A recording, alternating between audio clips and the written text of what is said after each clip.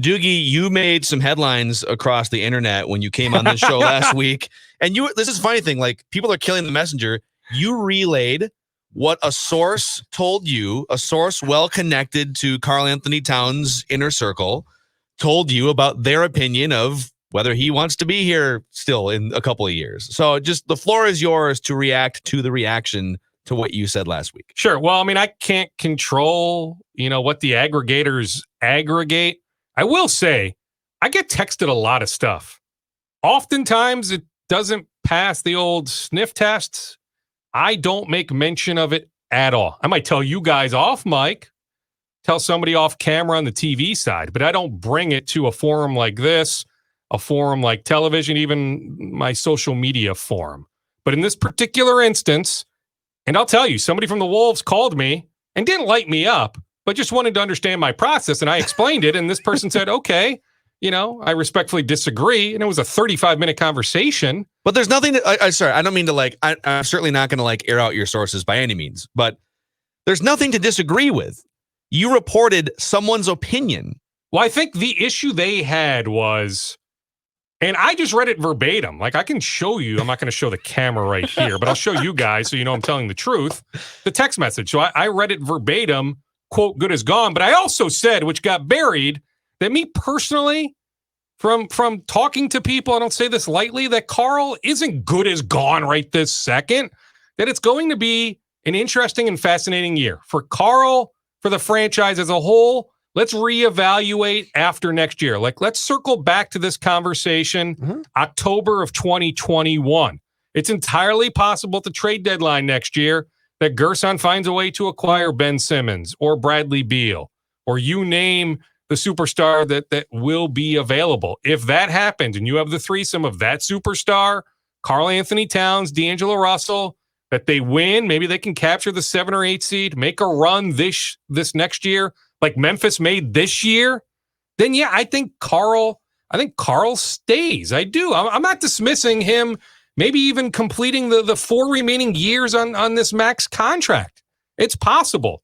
But I passed along, you're right, Phil, don't kill the messenger, that in league circles, this wasn't the first time, by the way, I've heard this going back multiple months, that people in league circles have heard from those close to Karl that yeah, they think eventually he is going to take the path of Anthony Davis and ask out. But make no mistake, the Wolves are not trading Karl-Anthony Towns anytime soon. When you hear Gerson, Ryan, heck, at some point, hopefully Karl talks to us, they're going to say, it's going to be kumbaya. They're going to say everything positive, right? They're going to say how happy they are. They're not going to admit on the record of any internal strife or anything like that. I'm just saying it's something worth keeping an eye on over the next 12 months, and we'll go from there. Is Karl at the Wolves optional camp yet? Well, he was in Cabo. I mean, TMZ was all over that. He's got the girlfriend. Funny how you Jordan said your Woods. thing, and then shortly thereafter it comes out that he's not at the workout that you'd hope he'd be at. Yes, although, you know what? I will defend him on that. We don't even know when next season starts. Doogie's I'll defend him on that. She's super hot, man. Have you seen her I'd be in Cabo too. Yeah, I mean, happy girlfriend, right? Happy wife, happy life, right? It was her 23rd what about birthday. Happy GM? Trip to Cabo. Who's turning down a trip to Cabo? Put it this way. Let's just say the Wolves would have loved for Karl to be there, right? Last week, scrimmaging on Sunday, scrimmaging last night. They're still trying to get clarity whether he can get back in the bubble. Now, to me, common sense says you test him. You have the testing capabilities. If he tests negative, multiple tests, maybe over the course of a couple days, why couldn't he re-enter the bubble? But they're still trying to get clarity from the league on whether he'll be even able to enter the bubble. But he's been in. I talked to Ryan the morning after they won the draft lottery. I talked to him at 8 a.m. that morning. I did an on-the-record Zoom call with Ryan. He just got off the court with Karl. Karl was legitimately in there at 6 a.m. Working his butt off. Karl's been in at different points throughout the summer, early in the morning. And time doesn't matter. He could be there at 3 o'clock in the afternoon. Who cares what time? But he's been in working hard. Of the Wolves' concerns, Karl-Anthony Towns, the wrist is good.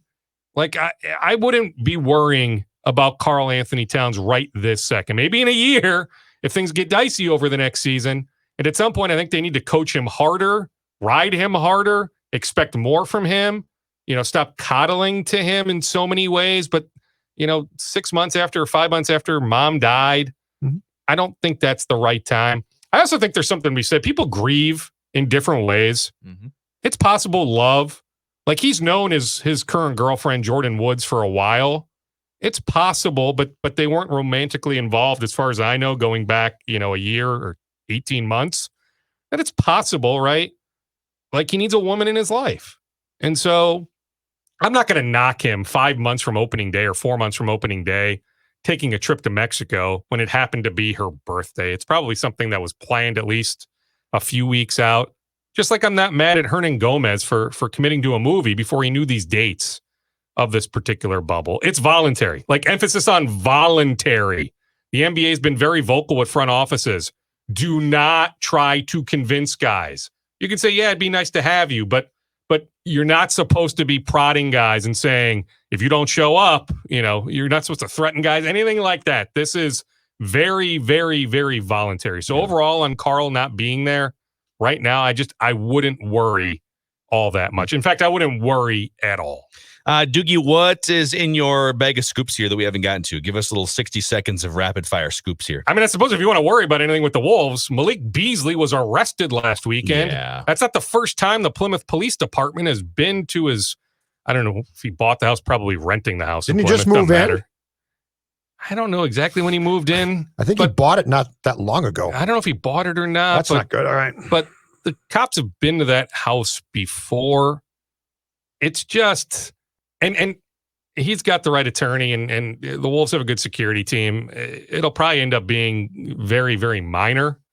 You have the right people in your corner, but just hearing some other stuff, like Malik fired his agent back in June, Rich Paul, Clutch Sports, that's LeBron's agent, Anthony Davis's agent. Doesn't matter that Rich Paul is an upper echelon agent, but just hearing some stories about that Malik is starting his own corporation, that he's got these crazy aspirations about his corporation, and dad's maybe more involved than ever, and dad can maybe be a bit of a pain. Just some red flags there. But I'll tell you this much. I had an Eastern Conference executive reach out to me and say, what do you think on Malik?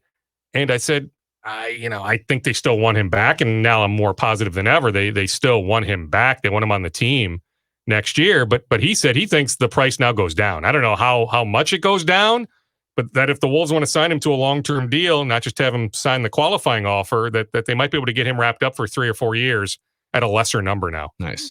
That's Darren Doogie Wolfson. He's our friend. Can I give you one more? Yeah.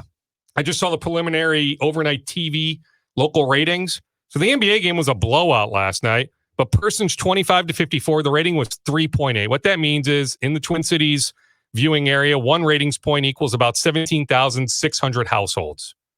I look at what would have been game 6 of the Stanley Cup Finals. Yeah. And it was a good game, good series, right? Entertaining hockey. Persons 25 to 54, a 2.0. So the NBA Finals Game 1 almost doubled Stanley Cup Finals Game 6. You can go up and down. You can go to Stanley Cup Finals Game 5, Game 4, Game 3. It just further hammers home my point that if you want to go with the marketing slogan, state of hockey, fine, whatever. But here in the Twin Cities and this metropolitan area, there are more basketball fans than hockey fans. I'm not saying there are more Wolves fans than Wild fans. I'm saying there are more basketball fans than hockey fans. And I can give you other examples, but that's one way to quantify that just look at NBA Finals, NHL Finals. How about here in the Twin Cities viewing area, about double the amount of people watched the NBA compared to the NHL. Interesting. Yeah, I mean, the Wild have at least given fans something to buy tickets for more often than not over the last 15 years. Dallas, gentlemen, 0 star power. Yeah, a couple of nondescript. You're going to tune in to watch what? Agree. Lightning? If it was Nuggets, Heat, I don't think it does a 3.8 with persons 25 to 54. Yep, you got the LeBron factor. There's the LeBron factor, for sure. The Jimmy Butler factor. You're not wrong. You can find Doogie's podcast. It's called The Scoop with Doogie. Inside information about your favorite local sports teams on Apple, Spotify, and ScoreNorth.com and the ScoreNorth app. And you can find his face on KSTP 5 Eyewitness News TV, the sports department there. So, all right, Doogs, we'll see you next week, buddy.